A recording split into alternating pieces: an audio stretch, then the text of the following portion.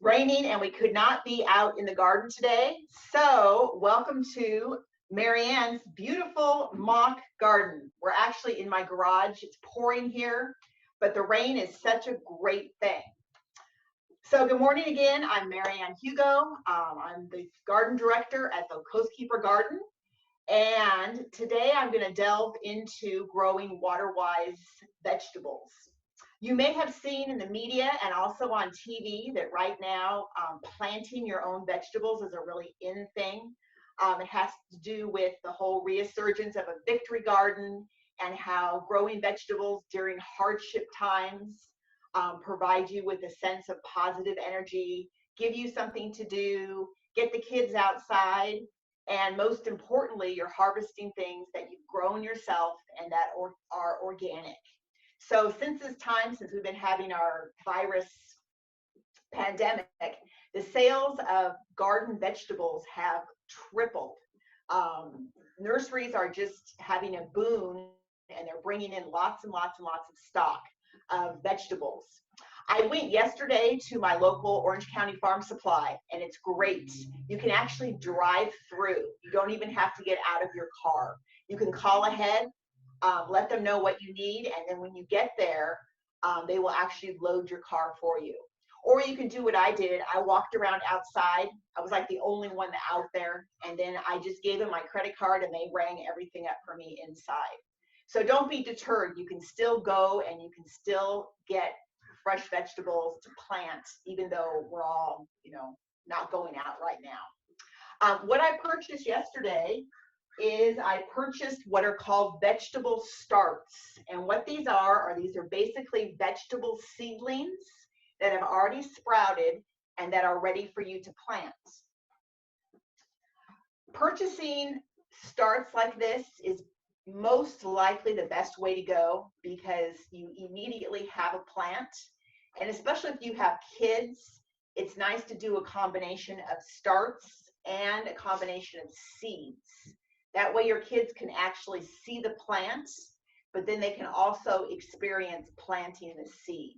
So doing a combination of both is a really great way to go. I like the starts because the starts mean that your vegetables are ready to harvest about 20 days sooner than if you had done it by seed. So it's really a choice on what your time is. Right now we have lots of time, so you may want to use seeds. Seeds are much more economical. This packet of seeds has 50 plants in it, and it was like $1.39. Whereas a start like this is about $2. So it really just depends on how fast you want it and how much time you want to spend. What I want to talk about today is planting these vegetables. A lot of people don't have a huge garden. So what you can do is you can actually grow your vegetables in a container like this. This is a container, I forget where I got this, but you can just use any basic container. The only thing you don't want to use for vegetables is you don't want to use traditional terracotta pots. You may remember they still have them at Lowe's and Home Depot. They're really inexpensive and they're made out of like a terracotta material. The reason being is when those are in the sun, they heat up and they bake the plant's roots. But other than that, most of these fiberglass or plastic pots are really great to use. I have a pot right here that I want to show you. I purchased this pot at Costco. It has a hole in the bottom. Costco was selling these. You got 2 of them for like $15. It's the perfect size. A pot this size will hold about 1 cubic foot of soil. So what you want to do is you want to fill your pot completely up with soil. So I'll move these aside.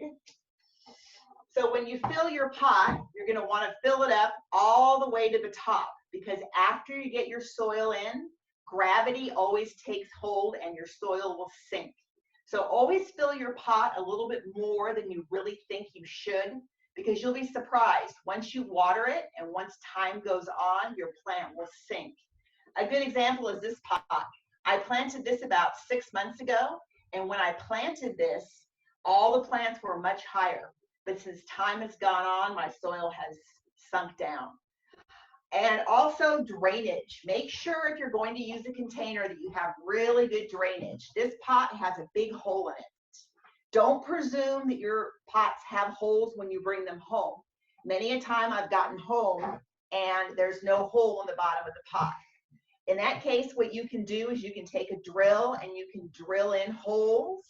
If you don't have a drill, you can simply take a nail and a hammer and just nail in nail holes all around the bottom. To make sure it drains, you can fill it up with water before you plant it, and just make sure that the water flows out really well. The last thing you want is a pot that doesn't drain. That's just a bad recipe for disaster. The other container that I want to show you, and this is really a great thing. This container here is called an earth box, and that's actually a brand name. But what's happened is these have gotten to be so popular that a lot of other companies make them now. They're basically called self-watering planters.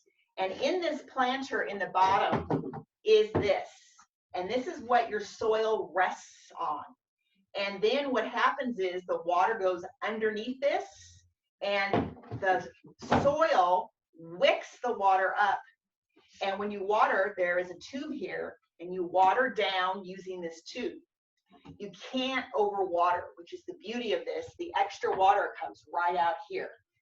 The nice thing about this is that if you go on vacation or you're gone from the house for a few days, usually you can get by missing a couple days of watering, because this reservoir down here will hold water. So it's really great if you think you might forget to water or you're not going to be home to water. I would highly recommend one of these self-watering planters. If you go online, you can actually go to the Earthbox website. But again, I'm not promoting any specific brand. If you go on there, it will just give you an idea of what a self-watering planter is. But these are really great ways to plant things if you don't have a huge yard. If you have a balcony or a porch, before you plant, figure out where your sun is, because you want to place your plants in the position where the sun is the most. You need at least 6 hours a day of sun to grow a tomato or a pepper. The one thing you can grow in part shade or in less shade is lettuce. So if you don't have a lot of sun, you may be able to plant lettuce. One of the things that you'll want to do, and again, you can get this at the nursery. If you tell them you need it, you can drive through, they'll load your car. You're going to need to get some soil. The best soil to get is usually, it's super easy to buy. It'll say on it, vegetable soil. And oftentimes it'll say vegetable soil for containers. More often than not, it's labeled really clearly. So you'll know which vegetable soil to buy.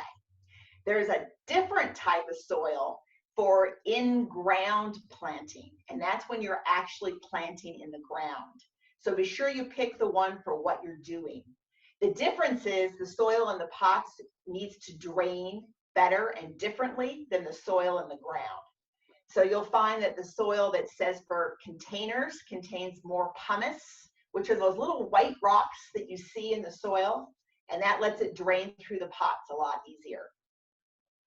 Besides purchasing some soil, you're going to want to get yourself some, whoops, there goes my tomato. You're going to want to get yourself some fertilizer that's marked for vegetables. And this particular one says it's for tomatoes, vegetables, and herbs. It's basically an all-around fertilizer. It's organic, and it will tell you on the back how much to use, depending on how large your container is, and it'll tell you how often to reapply. What's really nice about the organic fertilizer is that actually it improves the quality of your soil, and it's also a slow release soil, which means that you add it less often. Again, I recommend personally buying an organic product, and when you see your bag of organic soil, you'll know it's organic because it has this seal on it that says OMRI, Organic Materials Review Institute. It's a nonprofit organization up in Ventura. They test all products. They're the industry standard. And once they have certified your product, you can put this label on it. So if you see this label, you know you're getting a high quality product. Now, besides fertilizer, this and all these bags are really, really, really heavy. This is why I love the self-loading cars. Okay, this is a bag of compost, and I'll come back around here. It's very heavy, but compost is wonderful to mix in with your soil. You don't need to use a lot of it. A bag this size, I could probably use for about maybe 6 of these pots. But what the compost has in it is the compost has extra nutrients, it has microbes, it has all kinds of really healthy elements that really promote really good root growth. So if you get a bag like this, probably 1 bag is enough. I would probably put in 1 part compost to probably about 5 parts soil. So you don't really need to use a lot, but I've noticed the compost is especially great for tomatoes. Tomatoes really love compost, so it's worth your while to put it in the compost. You'll probably get twice as many tomatoes than if you didn't use it. So it's a really great product. And again, I'm not promoting any specific brand. I happen to get this at Orange County Farm Supply, but there's lots of different compost products out there. In fact, you can make your own compost, and in one of our next episodes, I am going to show you how to make your own compost. But we'll delve into that later. All right, I'm going to move this down because this is very heavy. And the other thing I'm going to talk about is, and this is, you don't have to do this, but I have to tell you I've had great success with this. This is a bag of earthworm castings. Basically, it's earthworm poop. The kids get a kick out of that when I do a workshop for the kids. And this is really great for your plants. So what I do with this is I just take a handful of it and I just sprinkle it around the base of the plants. And then when you water, it works its way down into the soil. But again, it's full of all kinds of nutrients and it's really, really great for plants. So you don't have to use the worm castings and you don't have to use the compost, but I just think personally, if you're going to go to all the effort and all the work to pick out vegetables and grow vegetables, you might as well give them the best environment possible. So I wanted to show you this planter I've actually had for, maybe 4 or 5 months now. And I don't know if you can see this, but in here, this is called a tomato frame. And you can get this at any nursery. They're about $3 or $4. And what it does is it will hold your tomato up as it grows because tomatoes tend to get quite tall. And also in the same pot, I have a jalapeno pepper plant. And this is actually called a salsa planting. And what you do is you plant basil and a tomato and a jalapeno pepper together. And then as you harvest, you can make salsa. It's too soon yet to put a basil plant in here. The weather's still a tad bit wet and cold, but maybe within the next 2 weeks, I have room in here for my basil plant. So it's a really fun thing to do with kids because you can pick the tomatoes, you can pick the basil, pick the jalapeno peppers, and come inside and make some great salsa. So this is always a really favorite thing that I like to do. And then again, I have 2 other little peppers here. This one here is a bell pepper, and this one here is a Anaheim chili. And when you buy your plants, they all come with a tag. Be sure and keep the tag. I can't tell you how many times I've mixed up plants and then they look really similar. And you get rid of the tag and then you're like, until they bear fruit, you're wondering which is which. A really fun thing you can do is give this tag to your kids and give them some of these paint stir sticks and have them write the names of each plant on the stick, and then you can just go outside and you can put it in the soil right next to the plant. I keep this inside, I have a little folder of things I've planted That way, if I have any questions or want to know what I've planted, I keep these tags handy. So be sure and keep the tag. There's my timer. Let's see. The last thing I was going to say is I wanted to show you this. This is zucchini squash. And instead of being zucchini that's long, it's zucchini that grows in little ball shapes. It is called ball zucchini. I haven't tried this before, but one of the things that I wanted to say is every time you plant, pick something out new each time. This is a new plant that I've never grown before, and I've been gardening for years. So it's always fun to pick something new out. Or for your kids, when my son was little, the rule was you have to pick one vegetable plant that you've never tried. So my son would pick something out that we had never tried before, you know, like an onion, or one year we did okra, which had mixed success. None of us were fans of it, but it is good if it's fixed correctly.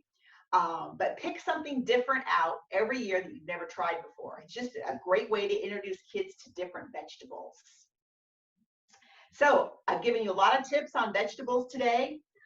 I love answering questions. You can email me. A real simple email to get a hold of me is garden@coastkeeper.org. And if you have any questions, if you want a list of vegetables that are great for kids, or if you have anything about gardening, be sure and shoot me an email, and I will be more than happy to get back to you. So this rain is wonderful. The soil is going to be great. So this is the perfect time to get out there and get gardening. Thank you for watching. See you next time.